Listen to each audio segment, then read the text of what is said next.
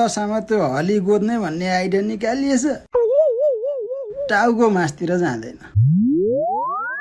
तेरो टाउको हलीले तल बनाइदियो, मेरो तलतिरै आउँदैन।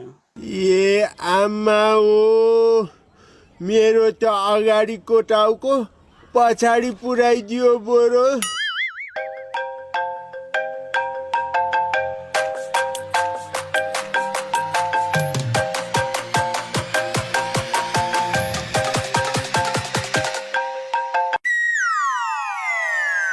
मैचेङ झट्टु कहाँ छौ?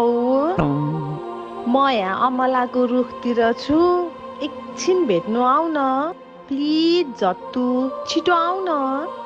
आउनै पर्ने हो र मैचेङ। आऊ भनिरहेको छु झन्। ल मैचेङ, म आइहाले।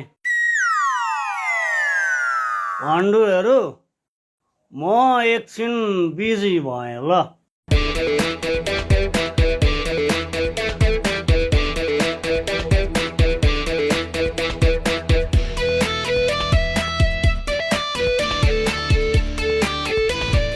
भले गएँ म त।